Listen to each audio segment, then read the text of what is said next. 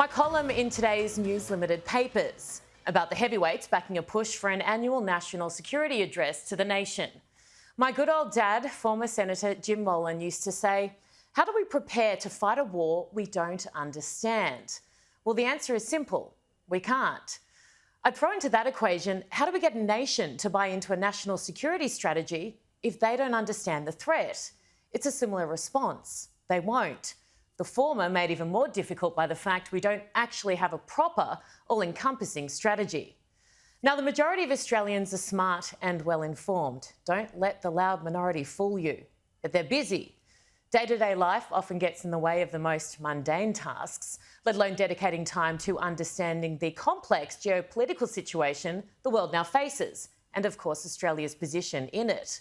So when we need our citizens to understand the complexity of the threats that exist and accept, maybe even endorse, the sometimes less popular political decisions that are required to keep us safe, what do we do?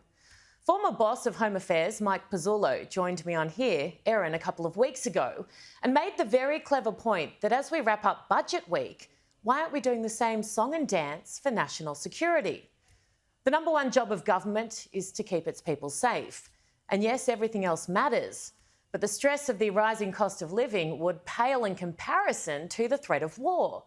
To put it bluntly, the price of your power bill won't matter if your home gets bombed. Now, no one's saying that's a legitimate threat for us in Australia right now, but we are living in the most dangerous period in 80 years. And in case you haven't noticed, it feels like a war is breaking out somewhere in the world, often not too far from us, every single day. Pezzullo believes strongly that we need to lead the world in a new approach to national security, and I quote, "We have a national budget, which is one of the most important events of the political year. The Treasurer stands in the House during TV prime time and provides a report to the nation on the economy. Now, it's not just the night itself that matters. In fact, what comes after is almost more important to the process of developing a strong and prosperous economy. The opposition responds, of course, and commentators weigh in. Democracy in action, right? The prospect of war exists right now in the Pacific, as if all hostilities already occurring around the world weren't enough to make us nervous. Notice China circling Taiwan today, doing drills. In fact, Pezzullo has put a number on it. And remember, he's held the keys to our national security for many years. What I'm saying is he knows. He says there is a 10% chance of war occurring in our region. That's at least between now and 2030, and that figure is likely to increase. So as well as the formulation of a national security strategy, a comprehensive one we've desperately needed as a country for decades, why aren't we investing in bringing the entire nation on board? It's actually quite simple. Leaders of businesses do it all the time. You get your people to buy in, right? And the result you're after is always better. People are more likely to work harder, accept less, and support more if they understand the why, the how, and the when. Now, the former boss of Home Affairs says we need to do it differently and start, well, yesterday. The Prime Minister of the day should once a year stand in the House during TV prime time and deliver a comprehensive statement on the security of the nation.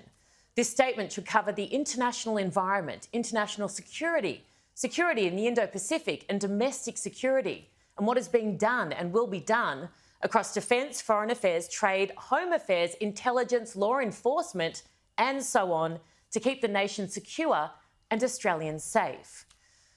Now, of course, we must accept that there will be security elements that can't be shared, and obviously for good reason. But that doesn't mean government should bury its head in the sand and continue hoping like hell that she'll be right or America will save us. Sorry to be the bearer of bad news, but they won't, particularly if President Trump is returned.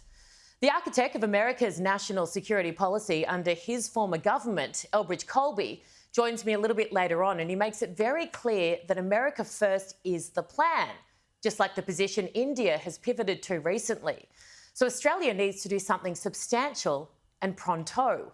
Actually develop a comprehensive national security strategy and then inform us and bring us along. Colby says of the idea.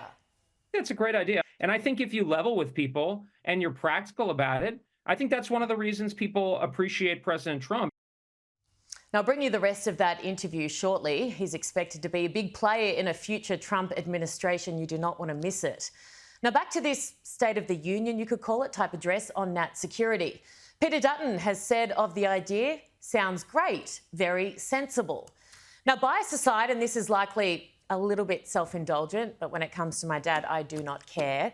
There's an annual Jim Molan oration that focuses entirely on defence and national security that I'm hosting a little bit later this year with the opposition leader speaking. It mightn't be a bad place to start all of us thinking about, for example, hostilities, fuel, food chains, pharmaceuticals, transport, infrastructure, energy, cyber safety, and deciding emphatically that these issues are every bit as important as the dollars and cents in our 2024 budget. Now, to be fair, I did also send the piece in the paper to the Prime Minister. I texted it to him late-ish yesterday, to be fair. His response. Now, I know he's very busy. I really do acknowledge that, but I do look forward to his thoughts.